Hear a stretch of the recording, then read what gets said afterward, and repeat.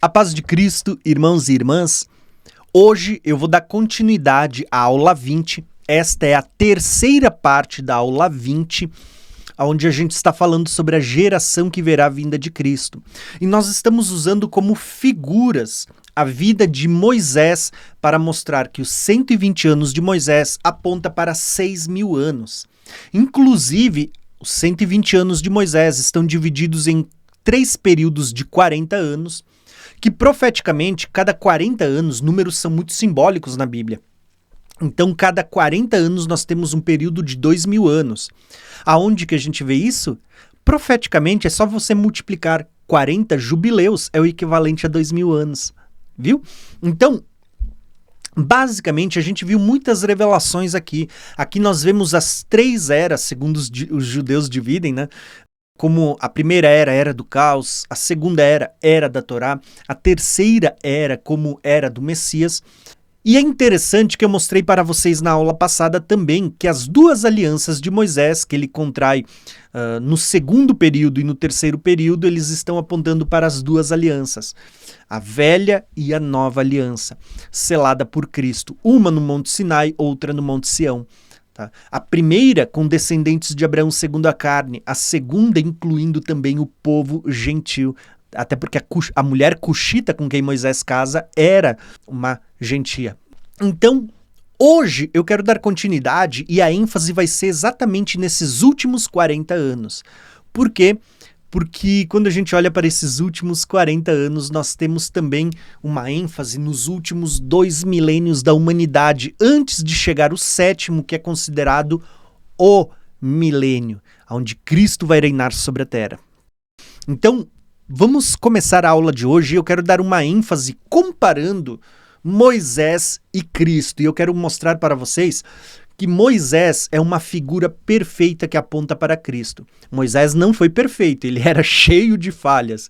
Mas a figura de Moisés, o que Deus faz através da vida de Moisés, é uma figura que aponta para Cristo. Tá bom? Então vamos lá. Antes de mostrar para vocês os paralelos que existem, eu quero começar lendo alguns textos bíblicos, como a gente já está acostumado, a gente faz de praxe. Você que acompanha o meu canal Graça e Conhecimento lá, ou que tem estudado comigo aqui no curso Escatologia Revelada, sabe que uma das primícias que eu tenho é: a gente precisa ler a Bíblia. A aula às vezes se torna um pouquinho demorada, mas por quê? A gente lê a Bíblia, tá? Não pode ficar só na fala, o fulano falou, o ciclano falou. Não, a gente precisa ler a Bíblia, tá? Para você entender a leitura que a gente vai fazer agora, eu vou ambientar ela na história para você entender. Quando Moisés conduz o povo até o Monte Sinai, depois de sair do Egito, ali no Monte Sinai, Deus vai dizer para Moisés: consagra esse povo hoje e amanhã, porque ao terceiro dia eu vou me manifestar ao povo. Então, Moisés consagrou ao povo e ao terceiro dia o povo saiu para fora do acampamento para se encontrar com Deus ao pé do Monte Sinai. Aqui tem muitas figuras que eu vou contar para vocês em outra aula para não confundir. Inclusive, quando a gente esteve lá no Monte Sinai, eu gravei um vídeo falando só sobre isso, tá? Porém, o que eu quero mostrar para vocês agora é exatamente o seguinte. Quando você analisa esse texto, que a gente vai ler agora, você vai ver que o povo, quando está ali no Monte Sinai, e Deus desce sobre o Monte Sinai com coluna de fogo, nuvem, fumaça, relâmpagos, trovões, som de trombeta, a Bíblia diz que o povo ficou apavorado. Na Nova Aliança, no Novo Testamento, se eu não me engano, acho que o autor de Hebreus vai dizer que o espetáculo era espantoso, era um espetáculo terrível, porque o povo não estava preparado para se encontrar com Deus. Então, basicamente, o povo ficou apavorado. E o povo vai dizer para Deus: Deus, a gente não quer te ouvir, não. A gente está com medo. Usa Moisés para falar conosco. O povo diz para Moisés: Moisés, fala você com Deus. Fala você com Deus, a gente não quer ouvir, não. A gente está com medo de Deus. Então, fala você com Deus e a gente vai ouvir tudo que Deus falar com você. E é nesse contexto por causa deste acontecimento que Deus vai dizer, então tá, o povo não quer me ouvir, então eu vou levantar outro profeta e a ele o povo ouvirá. Tá? Olha só que interessante.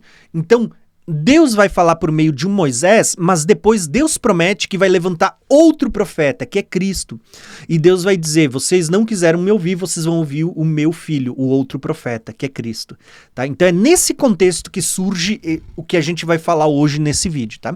Então olha só o que diz os textos bíblicos. O Senhor, o seu Deus, levantará no meio dos seus próprios irmãos um profeta como eu. Ouçam-no. Preste atenção, ouçam-no. Ou algumas Bíblias vai estar escrito, a ele vocês ouvirão. Pois foi isso que pediram ao Senhor, o seu Deus, lá no Monte Horebe, o Monte Horebe faz parte da Cordilheira do Sinai, já falei isso para vocês. Quem for viajar comigo para o Egito e Israel na nossa próxima caravana, vai conhecer lá a cordilheira do Monte Sinai, vai ver tudo isso que eu estou falando para vocês. O Horebe, onde Elias se escondeu, você vai ver que o Horebe e o Sinai faz parte do mesmo local, tá? Então, olha que interessante. Pois foi isso que pediram ao Senhor, o seu Deus, lá no Horebe. Tá? No dia em que se reuniram quando disseram, não queremos ouvir a voz do Senhor, o nosso Deus, nem ver o seu grande fogo, senão nós morreremos. E o Senhor lhe disse, eles têm razão. Então levantarei no meio dos seus irmãos um profeta como você. Deus está dizendo para Moisés, então eu vou levantar um profeta no meio do seu povo como você.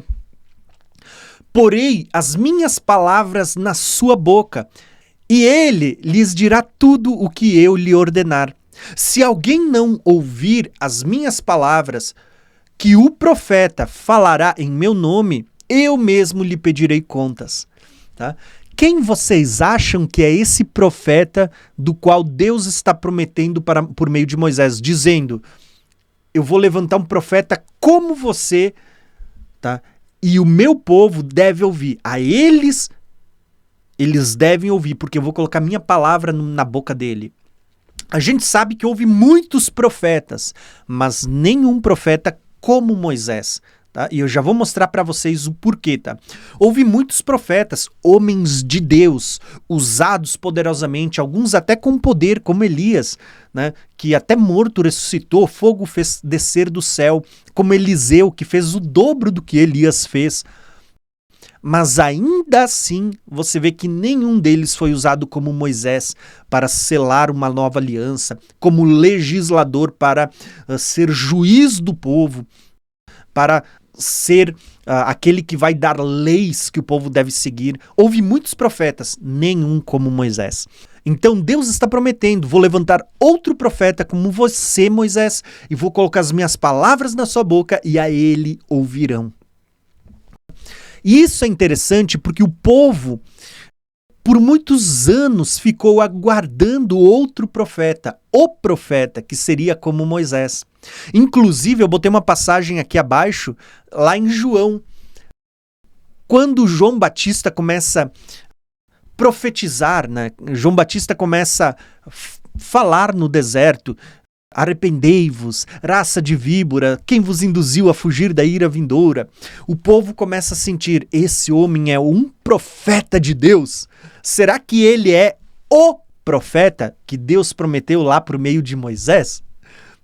Eles começam a dizer, será que ele é o profeta? E olha as perguntas.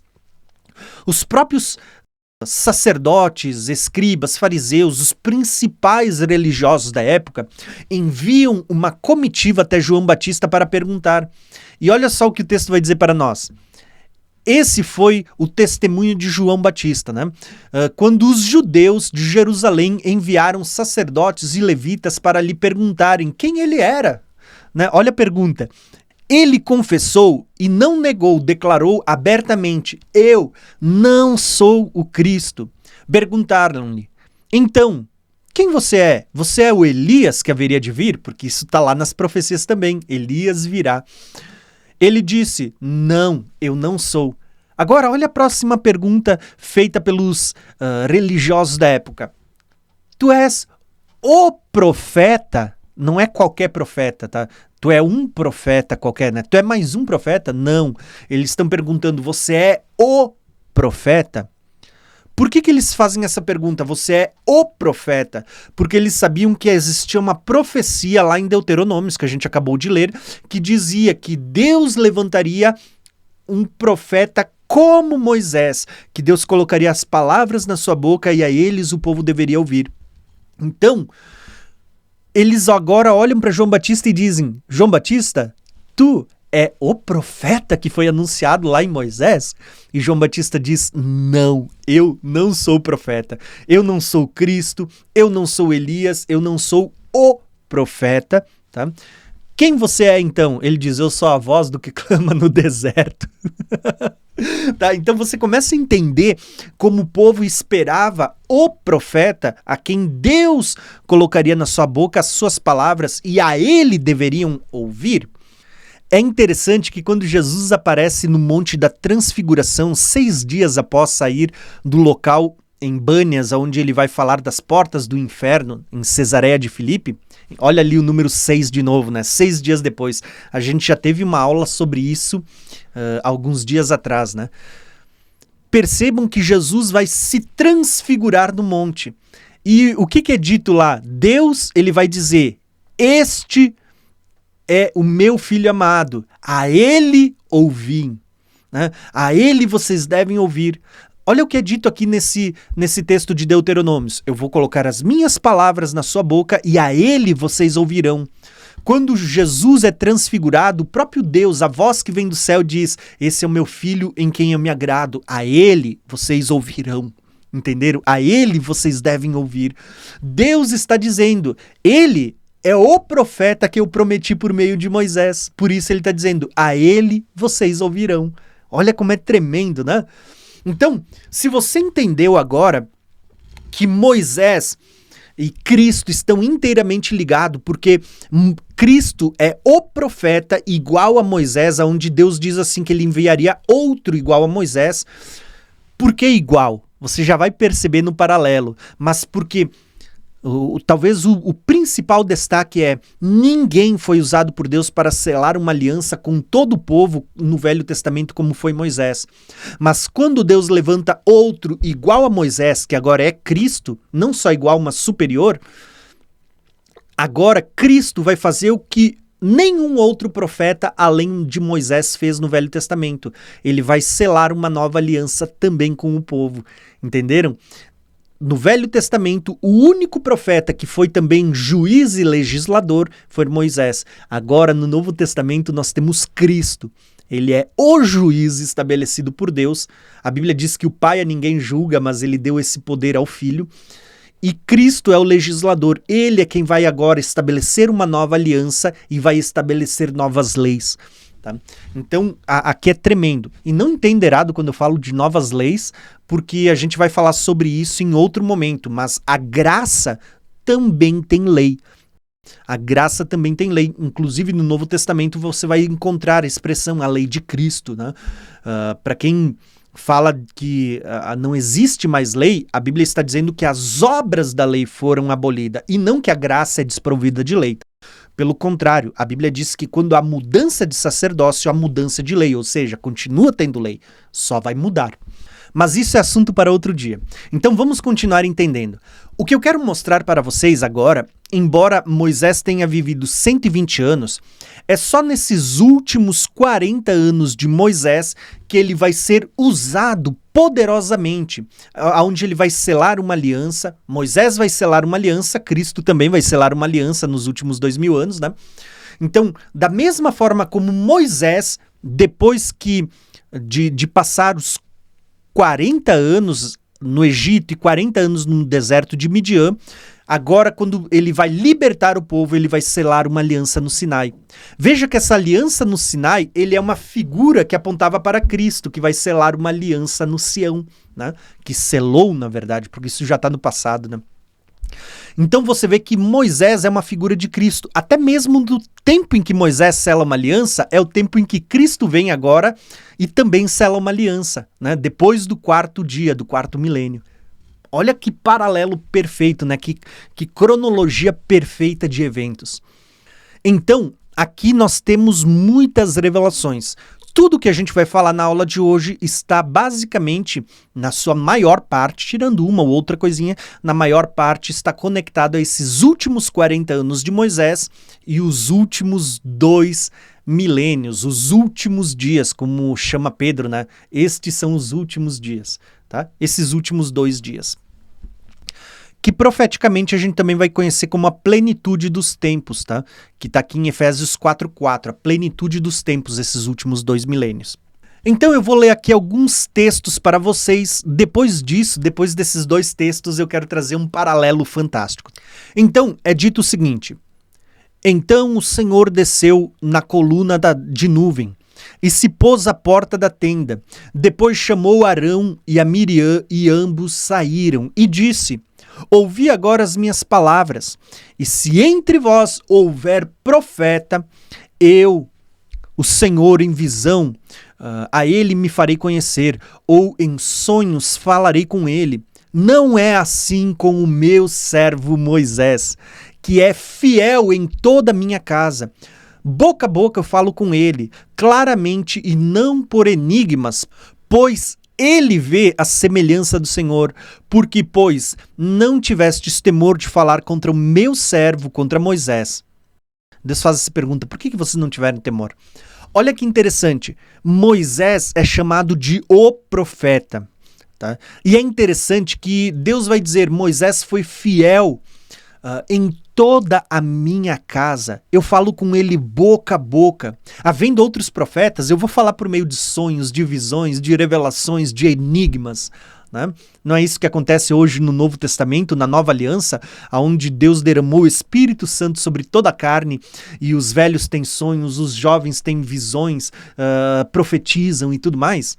Sim, mas com Cristo é diferente o nível, né? Cristo é o profeta. Nós somos profetas de Deus, mas Cristo é o profeta.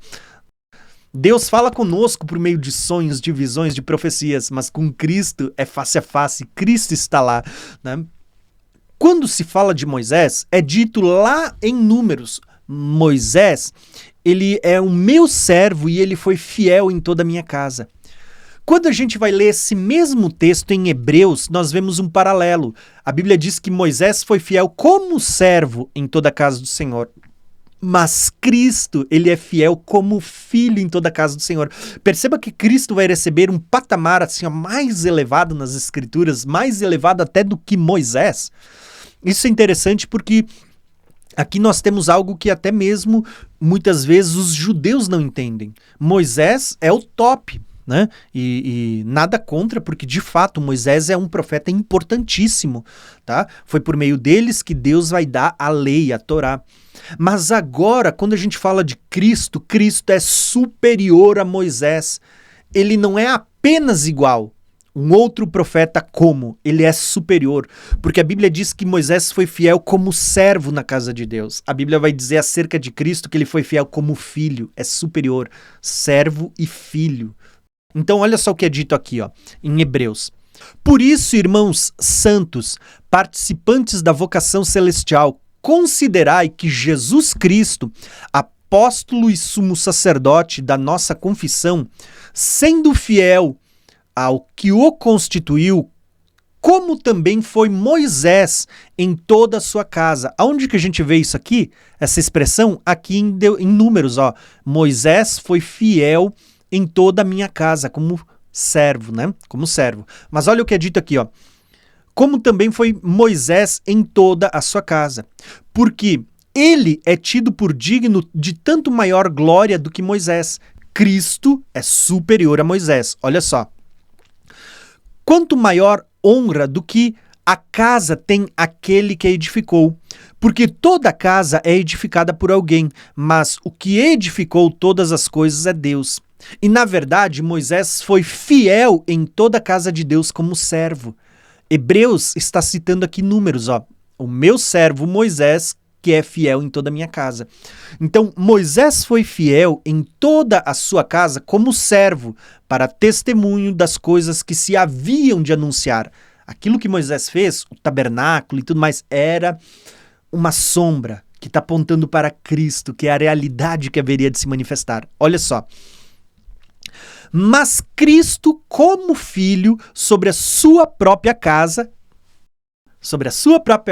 a qual casa somos nós. Olha a realidade. Moisés, o tabernáculo, o povo da velha aliança era uma sombra que anunciava a realidade, que é a casa de Deus, que é Cristo e que somos nós também. Então é dito assim, ó, mas Cristo como filho sobre a sua própria casa, a qual somos nós, se tão somente conservarmos firmes confiança e a glória da esperança até o fim. Portanto, como diz o Espírito Santo, se hoje vocês ouvirem a sua voz, não endureçam o vosso coração como na provação no dia da tentação no deserto, onde os vossos pais me tentaram, me provaram e viram durante 40 anos as minhas obras. Por isso me indignei contra esta geração e disse: estes sempre eram no seu coração, não conheceram os meus caminhos. Gente, eu vou fazer uma pausa aqui só para você entender o que está acontecendo aqui. O autor de Hebreus está comparando os 40 anos que o povo esteve no deserto com o tempo que a gente está vivendo hoje. Olha que lindo isso! O autor de Hebreus está comparando os últimos 40 anos da vida de Moisés, 40 anos em que o povo esteve no deserto, depois de sair da escravidão do Egito, e ele está comparando com os 2 milênios que a gente está vivendo hoje. E ele está dizendo assim, ó, que o povo, durante 40 anos, foi tentado no deserto e eles pecaram, eles endureceram o coração, houve falta de fé e por causa disto, por 40 anos andaram e pereceram no deserto. Agora o autor de Hebreus vai dizer que isso era uma sombra que aponta para os nossos dias. Ele está dizendo, se hoje vocês ouvirem a voz do Espírito Santo, não endureçam o coração como foi durante aqueles 40 anos no deserto. É interessante porque esse caminho está apontando para nós. O próprio autor de Hebreus, ele compara os últimos 40 anos da vida de Moisés com os últimos 2000 anos da humanidade. Olha que lindo. Então ele diz aqui, ó, por isso eu me indignei contra esta geração e disse, estes sempre eram no seu coração e não conheceram os meus caminhos. Olha essa expressão, não conhecer os meus caminhos.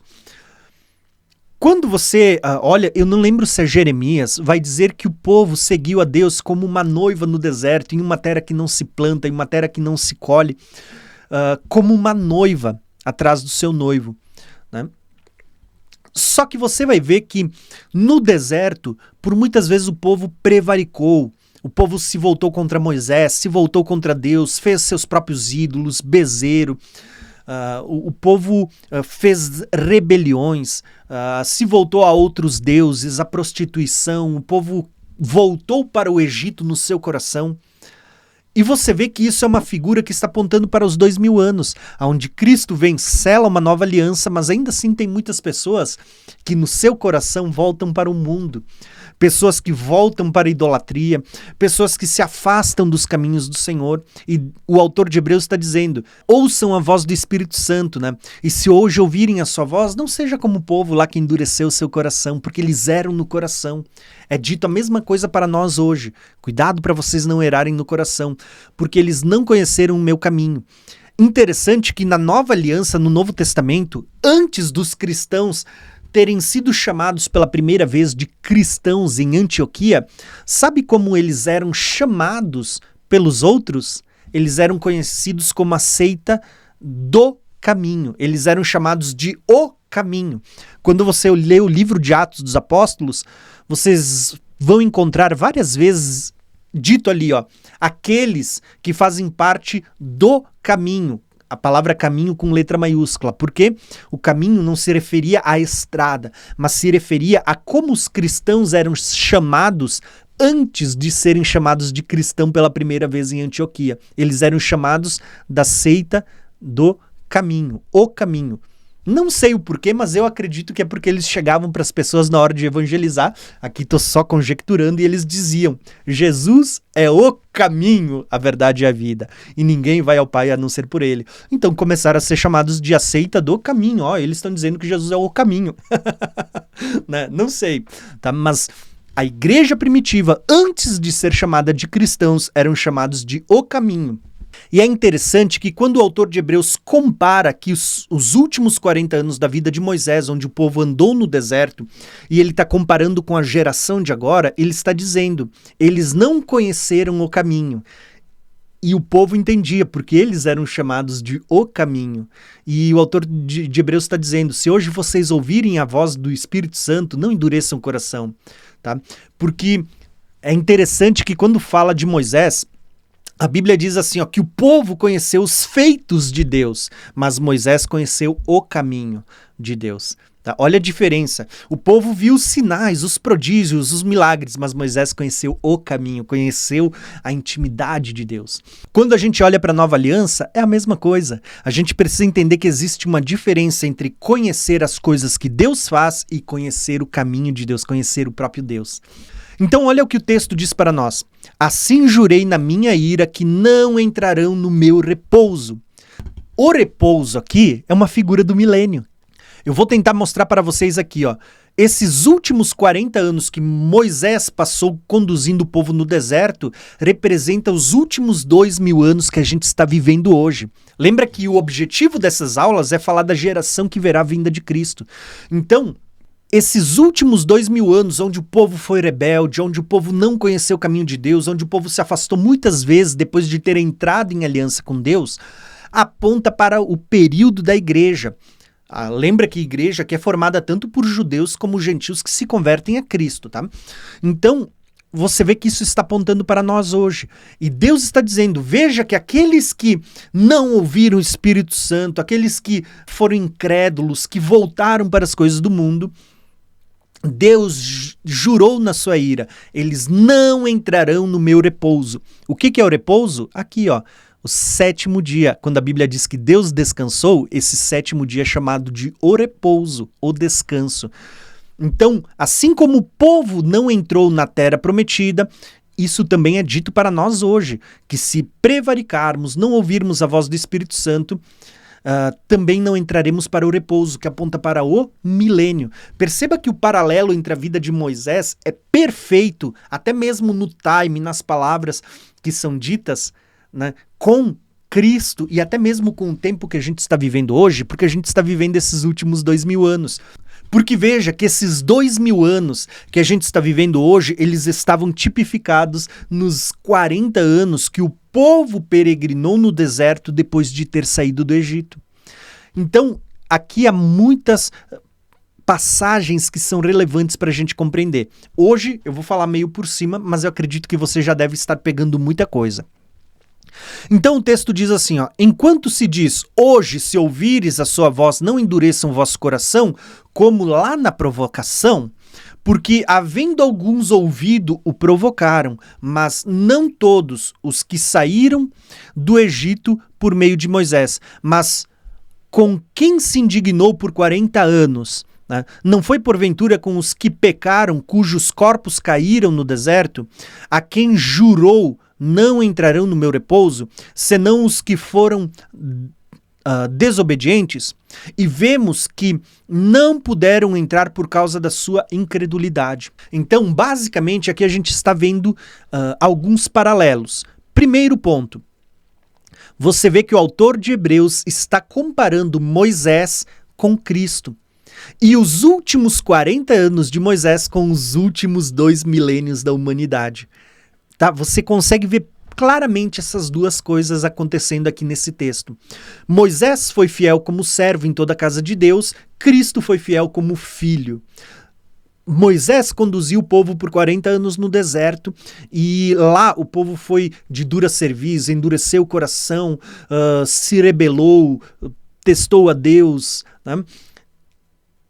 Aqui, Deus está dizendo que agora, durante 2000 anos, nós estamos nesse trajeto até chegar à Terra Prometida.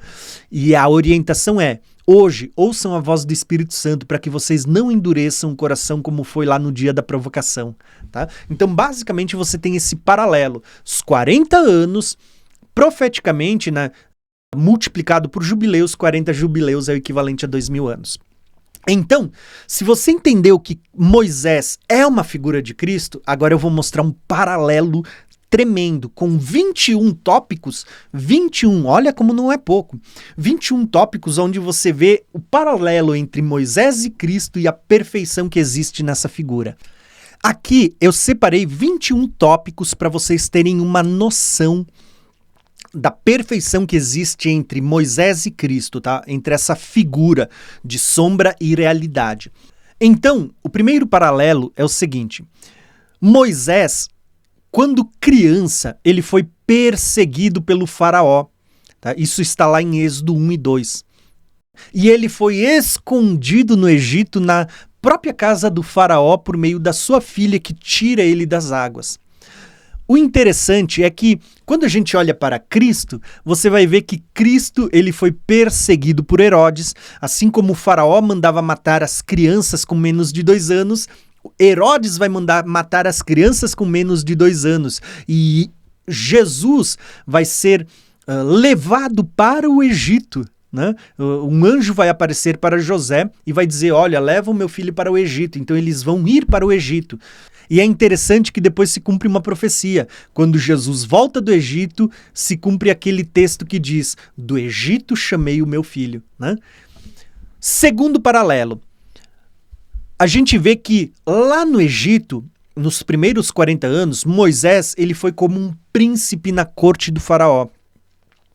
Depois, no próximo ciclo de 40 anos, você vê que Moisés foi um pastor de ovelhas no deserto. Quando a gente olha para Cristo, olha o que é dito de Cristo. Isaías profetiza que ele seria chamado de o príncipe da paz. Moisés, príncipe do Egito. Cristo, príncipe da paz. Moisés, pastor de ovelhas. Cristo, ele é chamado de o bom pastor. Tá? Então, paralelo simples. Aqui a gente começa a ver agora algumas coisas interessantes. Quando Moisés contrai a segunda aliança com a Cuxita, Arão e Miriam vão contender contra Moisés, mas lá em Números é dito, Moisés era um homem de coração manso. Quando você vai olhar para Jesus, é dito lá em Mateus, né? Venham a mim todos vocês que estão cansados e sobrecarregados, porque eu sou manso, né, de coração. Percebeu que é o mesmo que está falando de Moisés? Moisés, homem manso de coração, Jesus, homem manso de coração. Agora, um dos principais textos é esse de Deuteronômios, porque em Deuteronômios, Moisés é chamado de o profeta, mas é o mesmo texto que vai também anunciar que Deus levantaria outro profeta como Moisés. Então Moisés é o profeta, e quando Cristo vem, Cristo é antecedido por João Batista. Os principais de Jerusalém vão lá e perguntam, tu és o profeta? João diz, não, eu não sou o profeta, eu sou a voz do que clama no deserto, preparando o caminho para ele. Né? Então quando Cristo vem, ele vai ser chamado de o profeta. Tá? Inclusive a própria mulher samaritana ela vai dizer assim, ó, quando Jesus revela coisas sobre a sua vida, ela vai dizer, vejo que tu és profeta. Veja que as pessoas entendiam, Jesus é um profeta, mas ele não era apenas mais um, ele era o profeta. Inclusive as palavras que são ditas lá em Deuteronômios, quando Deus diz, eu levantarei outro profeta, colocarei nele as minhas palavras e a ele ouvirão, é o mesmo testemunho que Deus dá acerca de Jesus em vários momentos. Um deles é no Monte da Transfiguração, quando Jesus é transfigurado, uma nuvem resplandecente aparece e uma voz do céu diz, este é o meu filho em quem eu me alegro, em quem eu me agrado. A ele ouçam, deem ouvido, a ele ouvirão. As mesmas palavras ditas lá sobre o profeta, é dito aqui sobre o Cristo. Outros paralelos interessantes, e daqui para baixo tem tudo a ver com os últimos 40 anos de Moisés e os últimos 2000 anos em que Cristo agora está debaixo da nova aliança, exercendo sobre um povo que é um templo para Deus. tudo isso que eu vou falar daqui para baixo tem a ver com esses últimos 40 anos, que aponta também profeticamente para os últimos 2000 anos. Então, nós vamos ver agora que Moisés, ele vai jejuar durante 40 dias, quando ele sobe o Monte Sinai. Você vê que da mesma forma, quando a gente olha para a história de Jesus, ele sobe um monte. Quando você for viajar para Israel, inclusive nós vamos ter uma caravana em breve, se você quiser informações tem aqui embaixo, a gente vai lá para Jericó, onde tem o Monte da Tentação, onde Jesus esteve jejuando durante 40 dias, e aonde ele foi tentado. Você vê que da mesma forma como Moisés jejuou 40 dias lá no Monte Sinai, aonde a gente vai ir, Cristo também jejuou durante 40 dias no Monte da Tentação, como ficou assim conhecido hoje em dia, né? Cristo também vai para um lugar deserto, onde ele vai guiado pelo Espírito Santo e ele vai jejuar. Olha os paralelos, até nas coisas simples como é perfeito. Moisés, ele vai fazer sinais. Então Moisés faz muitos sinais, Deus unge ele com poder. Moisés, ele vai fazer o cajado se transformar em serpente, a serpente em cajado, vai fazer a água virar em sangue, a pele das pessoas ficarem branca de lepra e depois ser restaurada. Isso são só sinais de começo, né? Porque os grandes sinais vêm depois por meio das pragas, aonde você vê que o rio transforma-se em sangue, o céu escurece e muitas coisas que vão acontecer no ministério de Moisés. Inclusive coisas que vão voltar a acontecer no livro do Apocalipse, visto que uma das unções que vai estar sobre o povo de Deus é a unção de Moisés, que a gente vai fazer as mesmas coisas que Moisés. Então, você vê claramente Moisés fazendo sinais, prodígios, milagres. O mar se abre, a maná do céu, água da rocha, Mara, né, que era um lugar onde as águas eram amargas, elas tornam-se saudáveis. Durante 40 anos o povo viveu em uma terra, como diz Jeremias, se eu não me engano, em uma terra que não se planta, o povo andou atrás de Deus como seu noivo em uma terra que não se plantava. E Deus sustentou o seu povo com mão poderosa, com sinais, prodígios e milagres. Agora, quando Cristo vem, você vê que não houve outro profeta como Moisés. Embora a gente tenha Elias, que fez sim grandes coisas, mas não houve outro profeta como Moisés, que fez grandes coisas. Da mesma forma agora, Cristo. Não houve outro antes de Cristo que fez o que Jesus fez. Ao ponto de que o próprio João vai escrever nos seus evangelhos, dizendo assim que se tudo que Jesus fez fosse registrado, não haveriam livros no mundo para registrar tudo. Porque Jesus, ele vai curar enfermos, vai expulsar demônios, vai pôr em liberdade cativos, vai dar vista aos cegos, vai curar leprosos, vai caminhar sobre as águas, acalmar a tempestade, vai multiplicar pão. Você vê que Jesus vai fazer tudo que Moisés fez, Jesus faz também coisas tremendas e semelhantes, tá? Isso é tremendo demais, irmãos. Então, olha só, da mesma forma como Moisés fez muitos sinais, muitos milagres, muitas maravilhas, muitos prodígios, você vai ver que Cristo também tinha uma unção onde ele fez muitos milagres, sinais e prodígios. Ele fez todas essas coisas tremendas que a gente vê nas Escrituras. Agora, olha outro paralelo. Moisés, quando liberta o povo do Egito, ele vai abrir o mar. Você vê que Cristo, quando ele vem para libertar o mundo dos seus pecados, ele caminha sobre o mar, ele caminha sobre as águas, né? Então aqui tem algo muito tremendo. Moisés, a Bíblia diz que ele alimentou o povo com maná e com codornizes.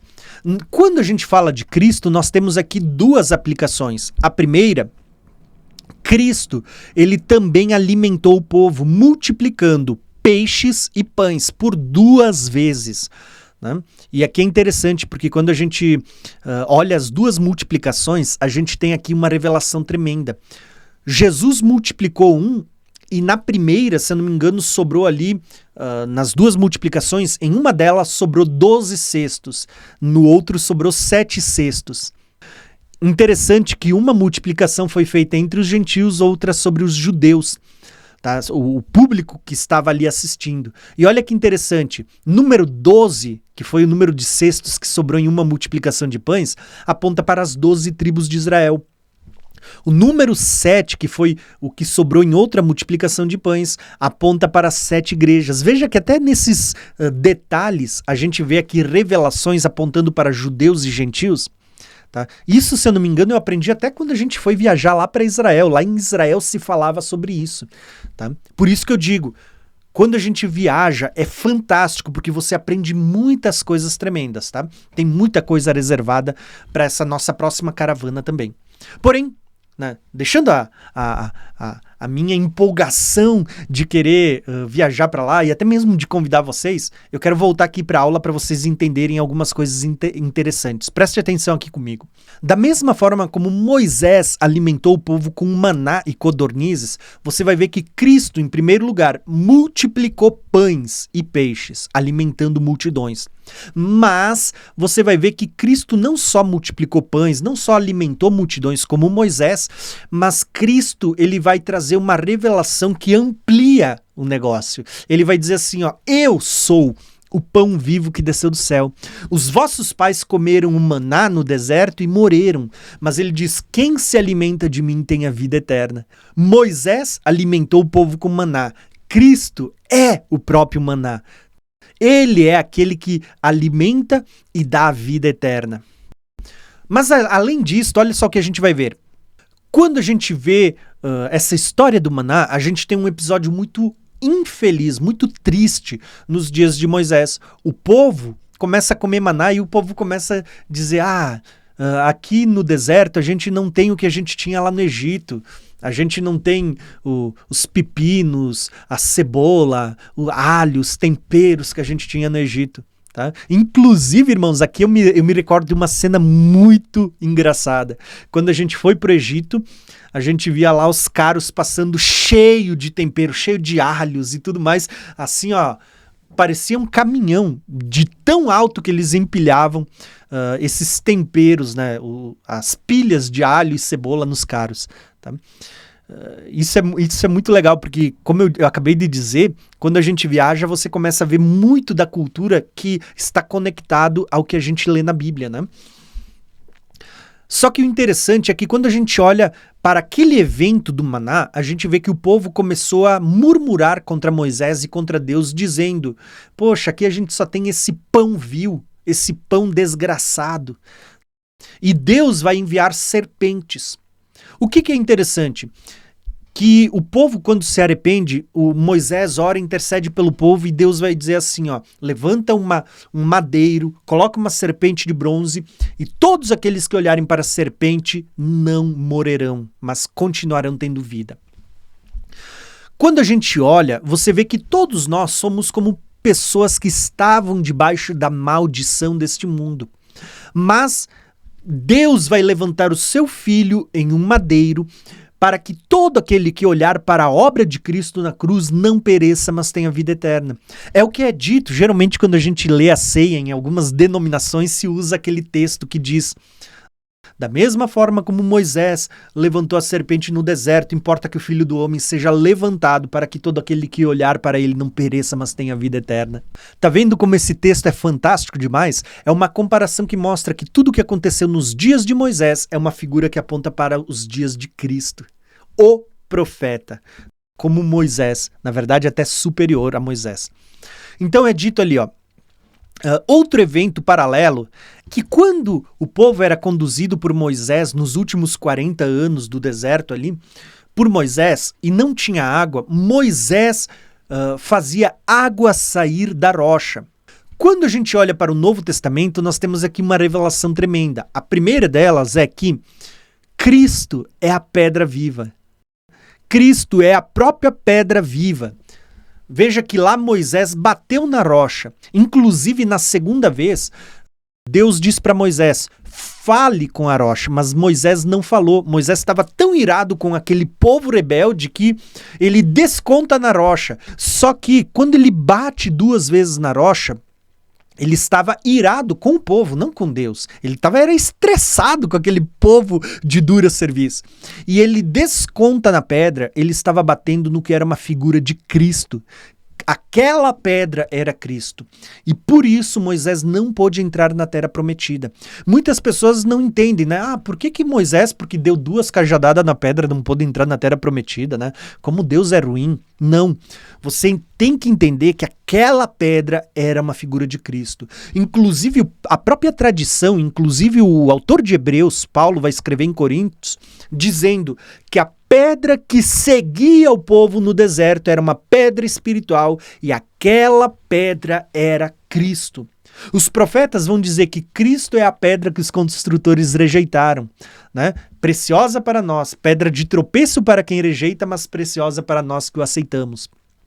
Mas Paulo escreve em Coríntios dizendo, aquela pedra seguia o povo no deserto, e aquela pedra da onde vertia a água, Paulo vai dizer, aquela pedra era Cristo.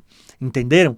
E Jesus, quando ele vem, não só sendo como a rocha, a pedra viva, Jesus vai dizer, quem tem sede, venha a mim e beba, e do seu interior fluirá rios de águas vivas.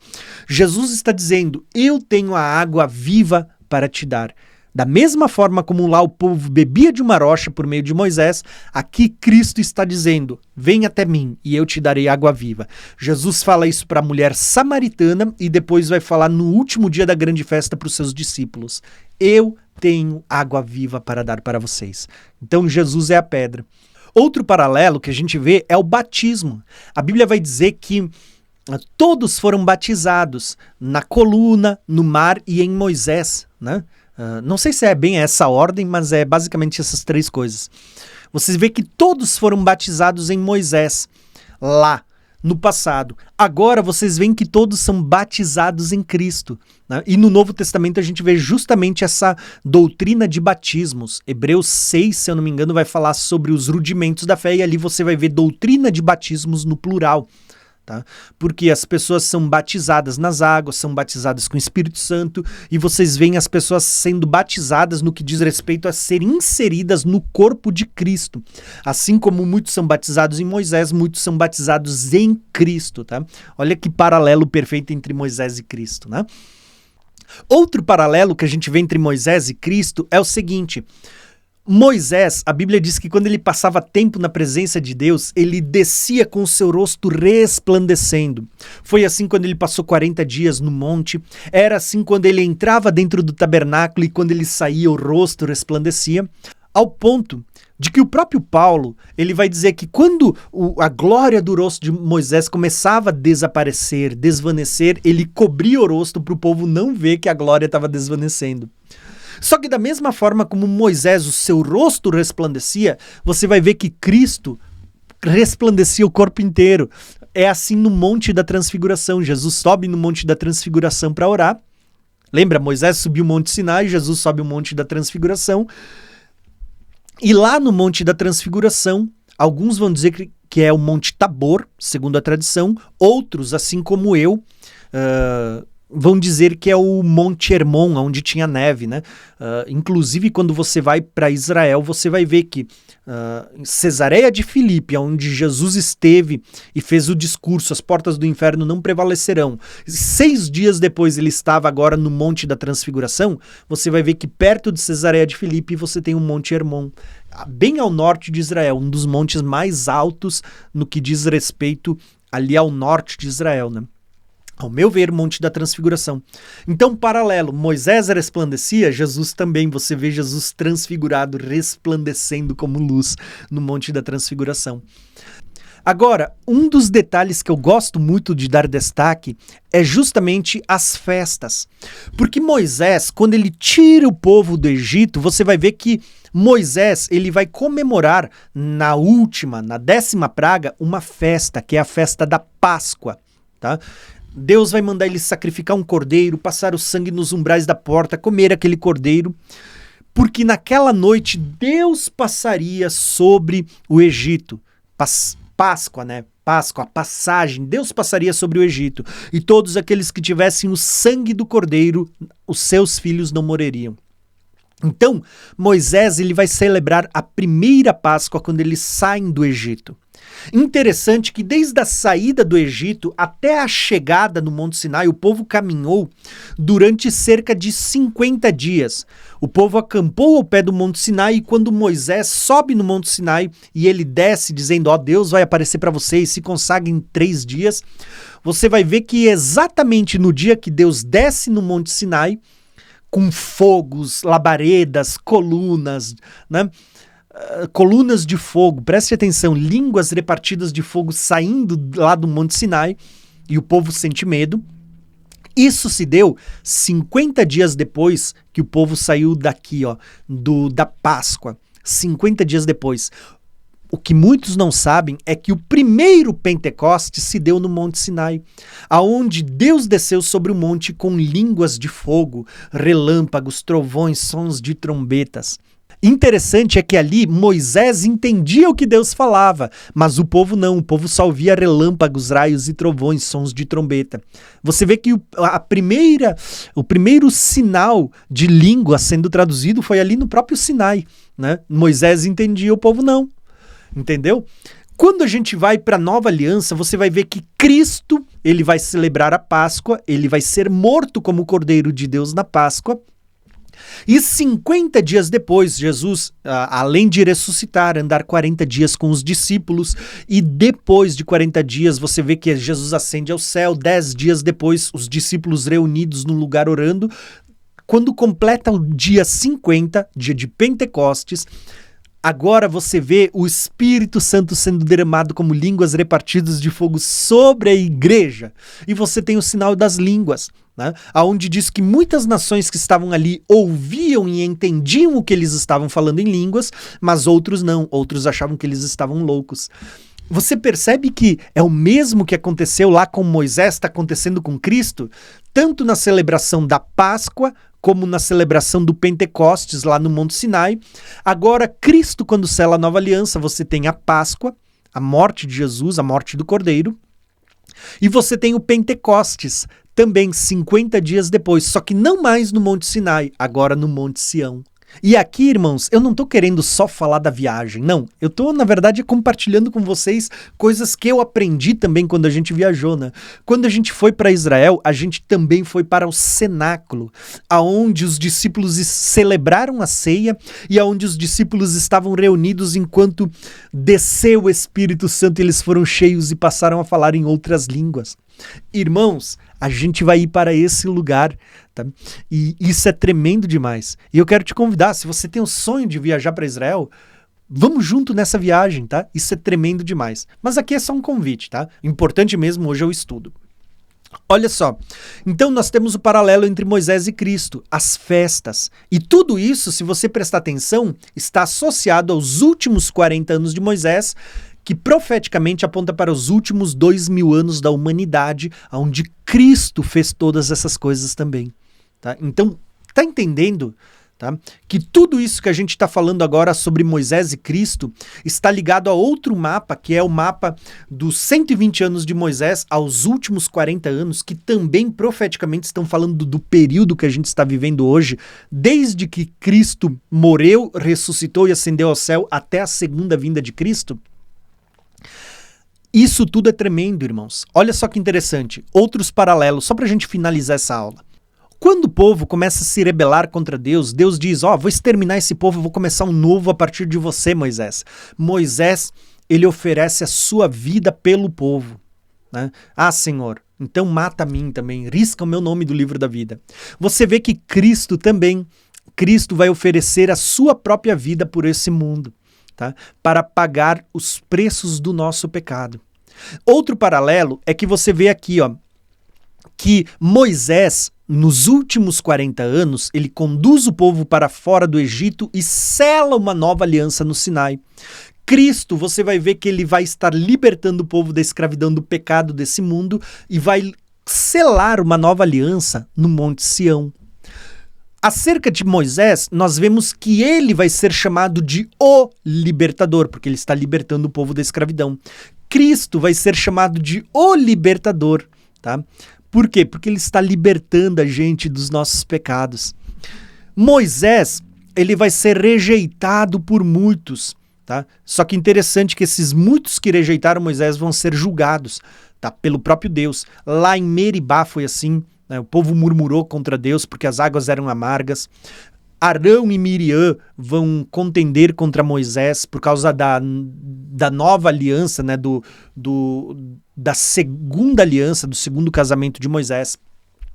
Depois tem a rebelião de Corá também, onde as pessoas que eram da tribo de Levi vão contender contra Moisés de novo e contra Arão. Você vai ter o maná, o povo dizendo, esse pão vil, então Deus vai enviar a serpente no deserto.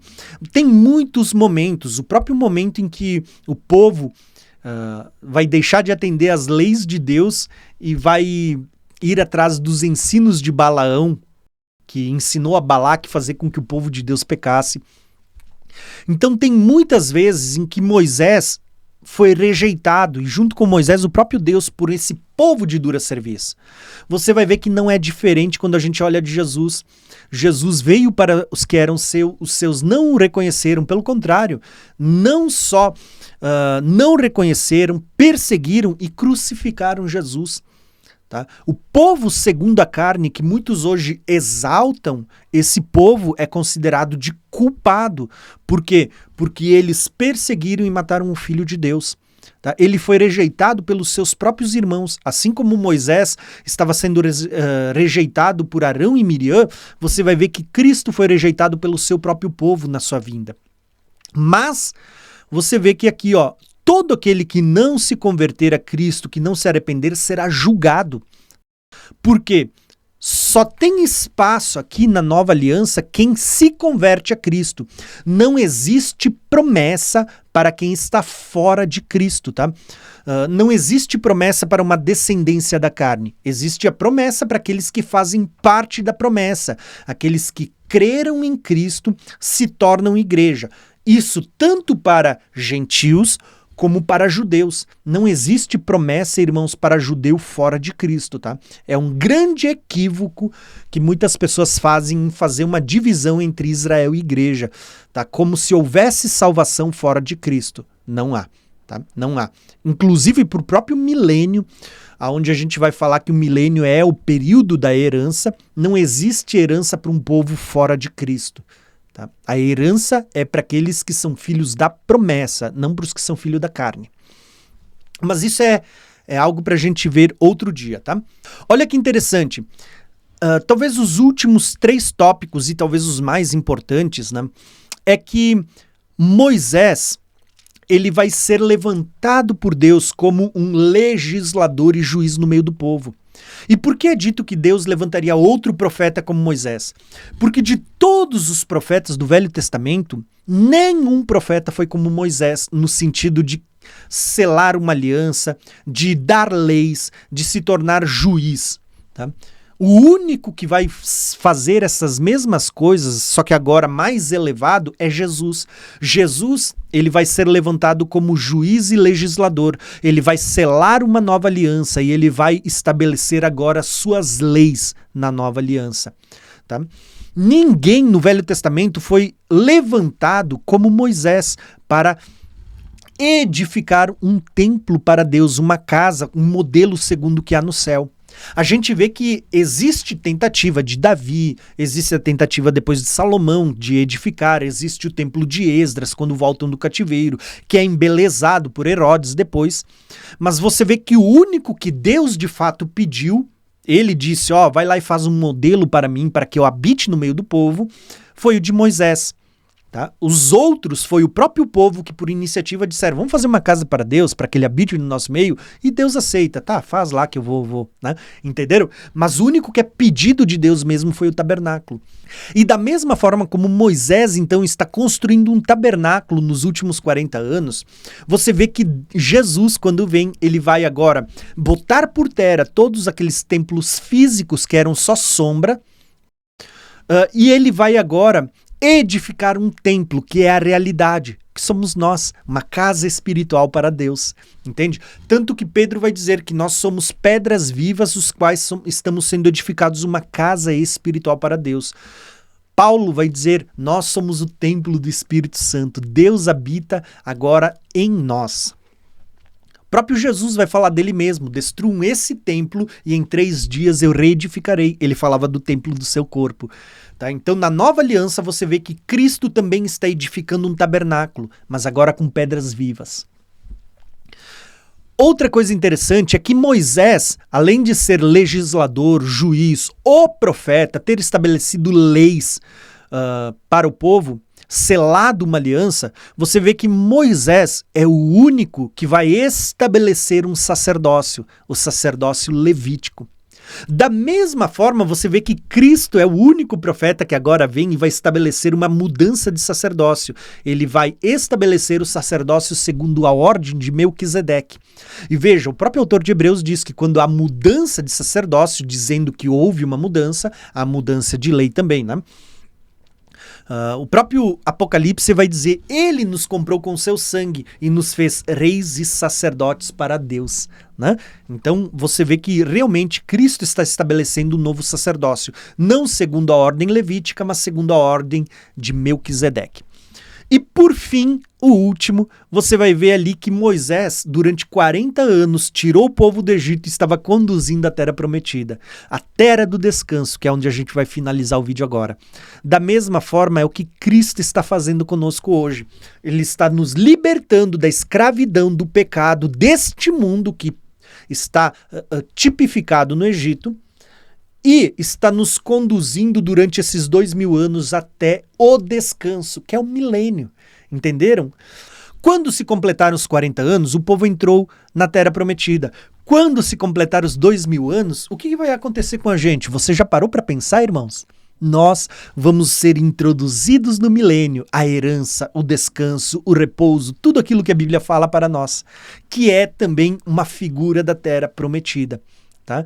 Então, aqui a gente tem muitas revelações que a gente vai ver com certeza nas próximas aulas. Se você gostou desse paralelo, então eu vou finalizar essa aula agora trazendo as últimas revelações. Eu acredito que ficou muito claro aqui que esses últimos 40 anos da vida de Moisés, eles apontam para o ministério de Cristo nos últimos 2000 anos. Lembrando que 40 jubileus, né? 40 anos multiplicado por jubileu, 40 jubileus é o equivalente a 2000 anos. Então os 40 anos de Moisés profeticamente estão apontando para 2000 anos. Os últimos 40 anos de Moisés, onde ele sela uma aliança, onde ele vai estabelecer um sacerdócio, vai edificar um tabernáculo, vai dar leis para o povo, vai fazer muitos sinais e prodígios, ele está apontando para os últimos 2000 anos, onde Cristo vai fazer isso através da igreja, vai selar uma nova aliança, vai estabelecer um tabernáculo que somos nós, vai dar novas leis, vai instituir um novo sacerdócio, que é o sacerdócio segundo a ordem de Melquisedeque, vai dar novas leis, Jesus vai fazer sinais e prodígios através da igreja. Então você vê todas essas coisas acontecendo, tá?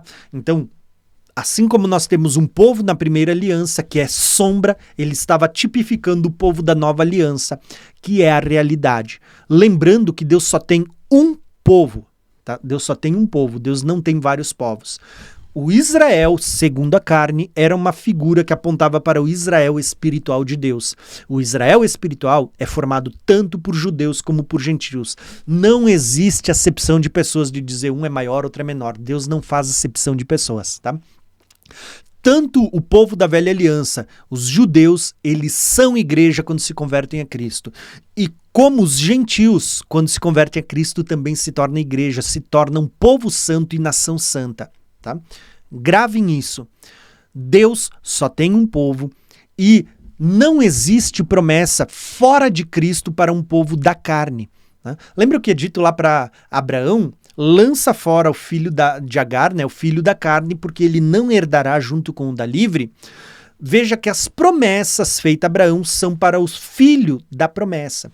E a promessa, ela é manifesta aqui, ó, quando Cristo vem, ele diz, permaneçam em Jerusalém até que vocês recebam a promessa feita pelo meu Pai. Né? Se vocês receberão o Espírito Santo, vocês vão nascer de novo, vocês vão ser filhos da promessa. Filhos de Abraão pela fé, filhos de Isaac. Tá? Então a gente tem muitas profecias aqui que a gente precisa analisar para não cair no erro que muitas igrejas hoje caem Por quê? Porque começam a desconectar a palavra de Deus, tá? Então, vamos ficar atento a isso. Então, para finalizar essa aula, eu quero mostrar só uma coisinha interessante. Quando Moisés completa os 120 anos, o que acontece com Moisés? Ele morre, tá? E vai assumir no lugar de Moisés um outro homem que é Josué. Esse Josué vai introduzir o povo na terra do descanso.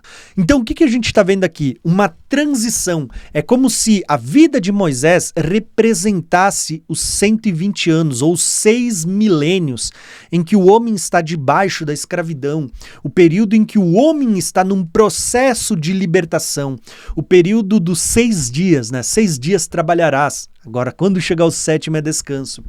Da mesma forma como Moisés ele levanta um sucessor, que é Josué, para introduzir o povo na Terra Prometida, Deus estava mostrando que os 120 anos da vida de Moisés era o período em que Deus estaria trabalhando para libertar o seu povo. Quando se completar esses 6.000 anos, acabou o período. Josué vai introduzir o povo na Terra Prometida.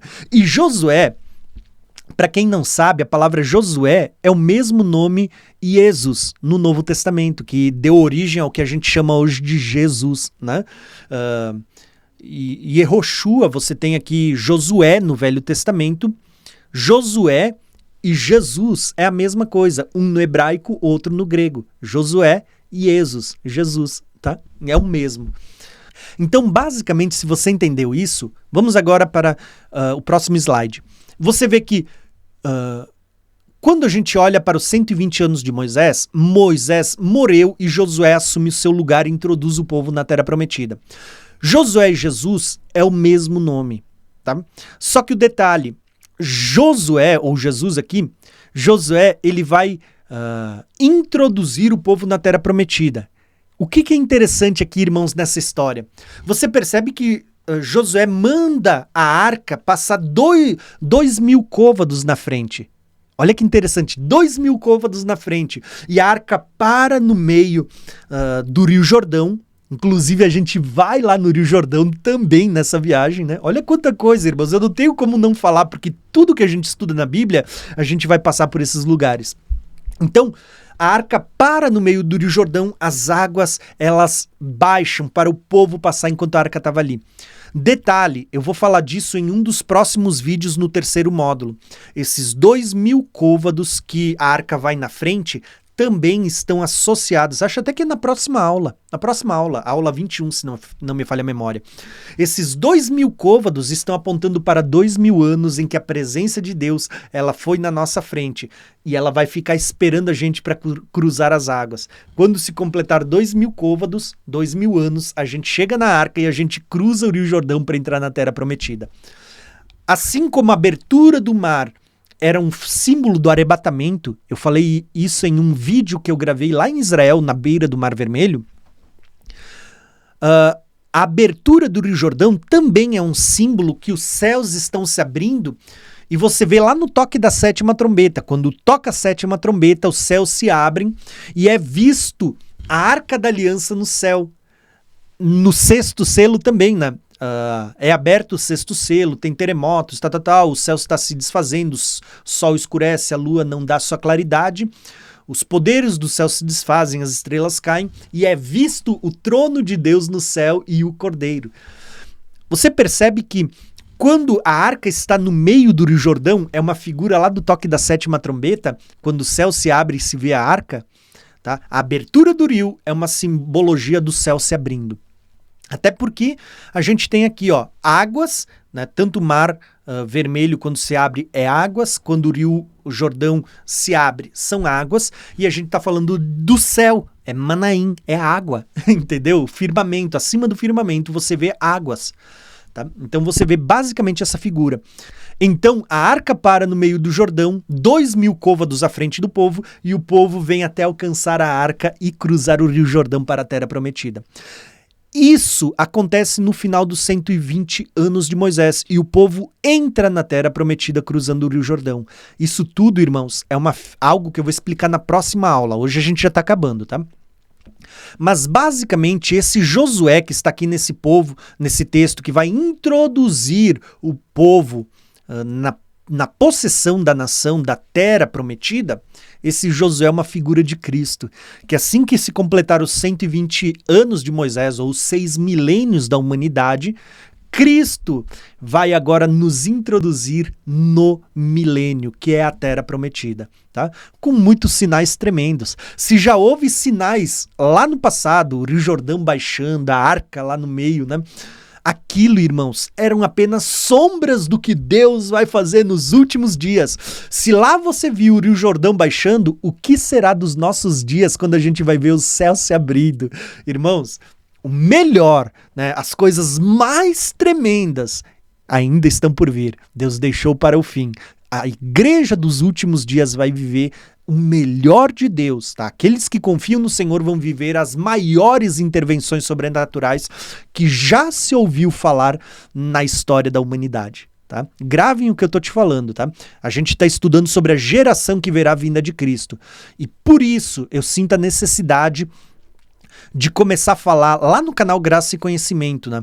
Provavelmente a gente vai começar a falar sobre dons espirituais, sobre manifestação do poder de Deus, porque diferente do que muitas pessoas desassociam e acham que não tem nada a ver, está completamente ligado aos últimos dias, tá? A manifestação do poder, oração, jejum, palavra, coisas que vão desbloquear as manifestações de Deus, estão completamente associadas aos últimos dias. E a gente precisa entender isso para saber como corresponder com Deus naquilo que Deus vai fazer nesses tempos. Então, basicamente, quando a gente olha, eu expliquei isso para vocês, eu não vou ler todo o texto agora. Josué, no hebraico, é Yehoshua, tá? Que significa Javé, é a salvação. Jesus, no grego, é Jesus, tá? Que equivale ao Yehoshua, né? Que também significa Jeová é a salvação. Inclusive, equivale a quase um tetagrama aqui, né? Quase ao Yud He Vav He, né? Só muda a última letra aqui, ó.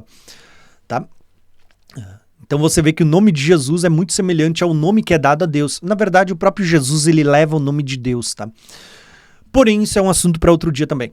Então você vê que Josué introduz o povo na Terra Prometida, assim como está profetizado para Jesus nos introduzir no 7º milênio, que é uma espécie de Terra Prometida também, tá bom? Então, aqui a gente teria muitas revelações, mas eu vou pausar a aula por aqui porque ela já está um pouquinho longa. A gente já teve que dividir essa aula em 3 partes, tá? Então você vê como o estudo da palavra, de fato, não tem como a gente estudar a palavra em um videozinho curto de 1 minuto nos Reels do Instagram, nos Stories, ou até mesmo nos Shorts do YouTube, né? Não, a verdade é que estudar, ele realmente demanda tempo. Para quem quer entrar em níveis mais profundos de revelação, você precisa ler a Bíblia, né? Não dá pra gente apenas querer ter o conhecimento sem querer pagar o preço necessário para isso, que é se colocar aos pés do Senhor e desejar aquilo que o Senhor tem para nos dar, né? Mas então, eu quero trazer agora para vocês um resumo final dessas 3 aulas que a gente teve até agora.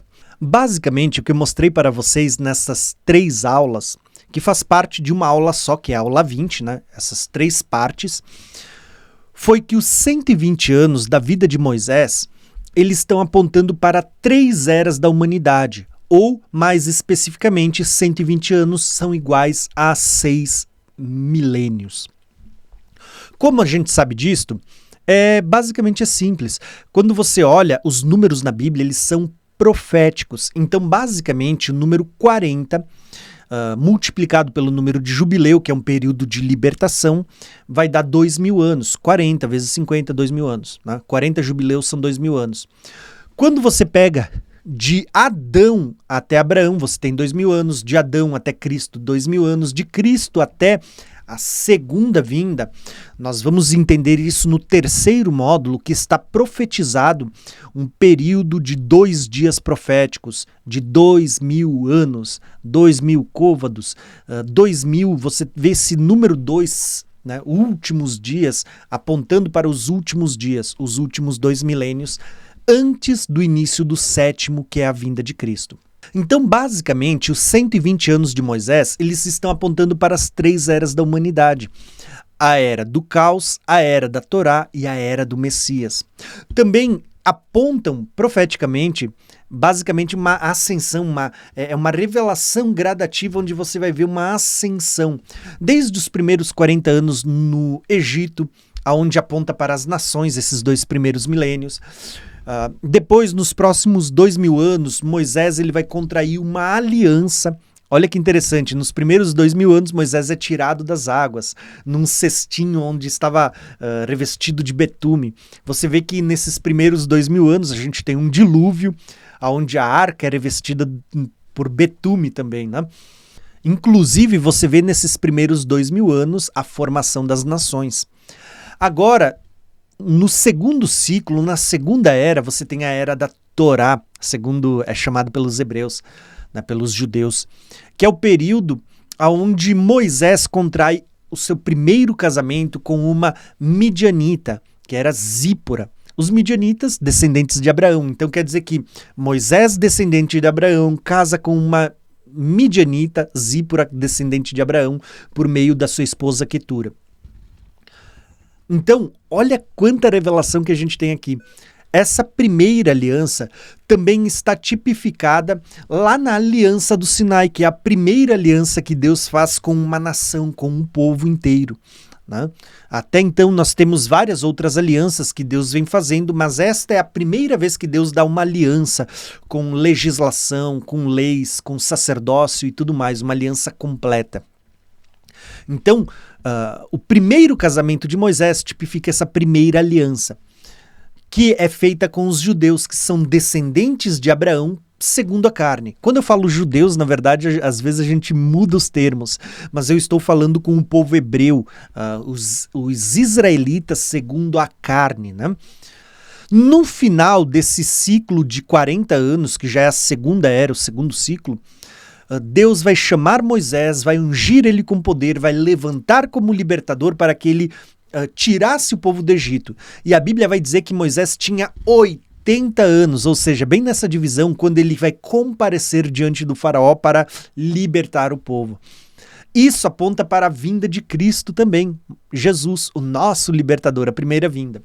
Só que o interessante é que nós vimos que nesses últimos 40 anos da vida de Moisés é onde ele vive uma vida intensa, cheia de milagres, cheio de momentos difíceis também, porque o povinho difícil, quando a gente lê o Velho Testamento, um povinho de dura cerviz, né? Que era sempre no seu coração incrédulo, com muita falta de fé, que no seu coração voltaram para o Egito na escravidão. Muitos morreram no deserto por causa de tudo isso, né? Porque eles tentaram a Deus no deserto. Você vê que esse último período, esses últimos dias, como diz o apóstolo Pedro, a gente vai ver isso no terceiro módulo, nesses últimos dias da vida de Moisés, que apontam para os nossos últimos dias, os últimos 2000 anos, é onde a gente vai ver que Moisés, ele contrai uma segunda aliança, agora com uma mulher cuxita, que não era mais descendente de Abraão, mas era uma gentílica, né? Ela era gentia aos olhos do povo de Deus. Tanto que os próprios irmãos de Moisés vão achar isso mal aos seus olhos e vão se levantar contra Moisés. E o próprio Deus vai se posicionar ao lado de Moisés, em defesa de Moisés, dizendo: o que vocês acham que são? A verdade é que até a figura de Arão e Miriam, irmãos de Moisés, se voltando contra ele porque ele contraiu uma nova aliança, que é a segunda aliança de Moisés com uma mulher cuxita, ela está apontando para a nova aliança, onde o próprio povo de Deus, irmãos de Jesus segundo a carne, né, eles se voltam com Cristo, se volta contra uns cristãos porque não entenderam agora a nova aliança, que ela inclui tanto judeus, tanto israelitas da primeira aliança que se convertem a Cristo, como os gentios que também se convertem a Cristo.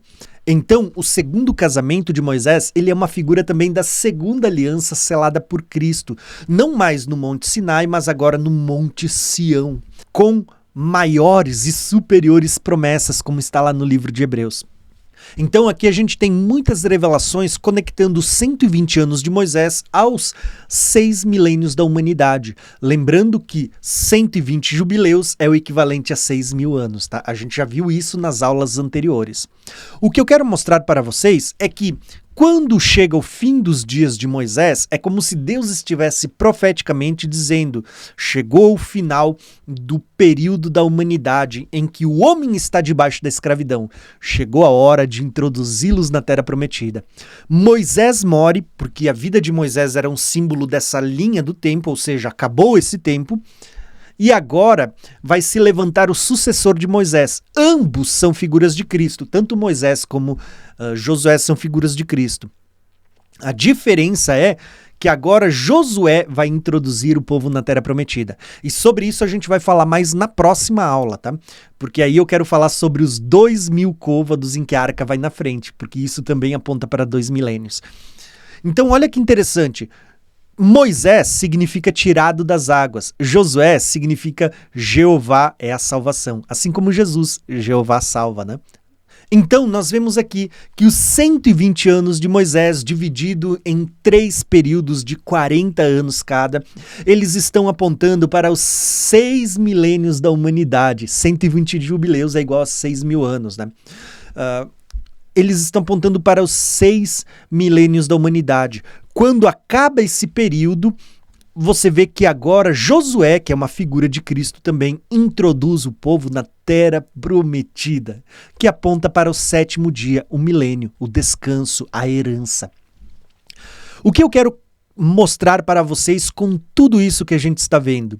Irmãos, basicamente, a gente já viu os 2 primeiros milênios se passarem na história bíblica. Está lá em Gênesis, quando você vê o surgimento de Adão, a queda, o próprio dilúvio, a arca de Noé, tipificados aqui na primeira etapa da vida de Moisés, quando Moisés é tirado das águas num cestinho envolto de betumes, né, calafetado com betume, você vê que isso era a arca lá dos dias de Noé, que também foi revestida de betume. Nós vimos aqui que o primeiro casamento de Moisés representa a primeira aliança que Deus contraiu com o povo lá no Monte Sinai. E olha que interessante, porque você vê que Zípora, ela fica muito braba com Moisés lá, porque Moisés ele pega uma pedra e ele vai cortar o prepúcio. Ele vai circuncidar o seu filho Jetro por causa de uma situação em que o anjo do Senhor estava contra Moisés porque não havia circuncidado seu filho. Né? É interessante que Zípora é uma figura do povo de Deus, da primeira noiva, né? Que de certa forma, mesmo estando debaixo da primeira aliança que envolvia a circuncisão, você vê que de certa forma há ali uma dificuldade em obedecer essa aliança. Depois nós vemos então no último ciclo, que é talvez o mais intenso, apontando agora para a igreja, que está tipificada nessa mulher cuxita, uma gentílica, tá? E é justamente essa aliança que hoje está em vigor que aponta para os nossos dias. Eu e você somos tipificados nessa mulher cuxita, tá? Estrangeiros aos olhos de muito, mas amados por Deus, pela graça de Jesus. E é esse povo que Deus vai introduzir na Terra Prometida. Qual que é o alerta para nós? Deus ele manda a gente prestar atenção, que a gente não endureça o coração e que a gente não deixe de ouvir a voz do Espírito Santo como foi o povo quando eles andaram os últimos 40 anos no deserto, onde muitos deles que Deus livrou do Egito não entraram na Terra Prometida por causa da incredulidade. A mensagem é para nós. O autor de Hebreus ele diz, isso foi deixado como exemplo para vocês, para que vocês não façam a mesma coisa, porque embora Deus tenha libertado vocês do mundo, se vocês não permanecerem fiéis até o fim, muitos de vocês podem perecer nesse deserto antes de entrar na Terra Prometida. Tá? E é interessante esse estudo porque isso bota por terra até muitos ensinos, né, que falam sobre predestinação, dizendo que uma vez salvo, sempre salvo, que o homem não perde a salvação. Tá? Esse próprio ensino, o próprio livro de Hebreus, como um todo, ele vai botar por terra esse tipo de ensino. Tá? Porque o próprio povo de Deus, que Deus um dia salvou, libertando do Egito, pereceu no deserto e não entrou no descanso e na terra prometida por causa da rebeldia, por não dar ouvidos ao Espírito Santo, por causa da incredulidade. E Deus diz, isso era um exemplo para nós, para os nossos dias. Porque o autor de Hebreus compara aqueles últimos 40 anos da vida de Moisés, aqui ó, com esses últimos 2000 anos que a gente está vivendo, dizendo, olha, preste atenção que isso é uma dica para nós, tá bom? Então, gente, espero que você tenha gostado dessa aula. Espero que você tenha entendido toda essa revelação. Foram 3 vídeos onde a gente dividiu essa aula número 20 em 3 porções, mas eu acredito que, mesmo lendo as Escrituras, demorando um pouquinho, gastando um pouquinho do tempo, eu digo, o conhecimento da palavra de Deus e tudo que Deus deixou revelado para nós é precioso, vale cada minuto, tá bom? Espero que você tenha gostado, e na próxima aula eu quero adiantar aqui para vocês, nós vamos falar sobre os 4.000 côvados que Ezequiel entra no rio de Deus, os 4.000 côvados e os 2.000 côvados que a arca vai na frente de Josué. Quando você soma os 4.000 côvados lá em Ezequiel e os 2.000 côvados aqui em Josué, você tem 6.000 côvados. Veja que isso aqui está apontando para 6 milênios, tá? Até a vinda de Cristo, quando você soma as 2 revelações. Mas isso é um assunto para próxima aula. Um abração e até a próxima aula.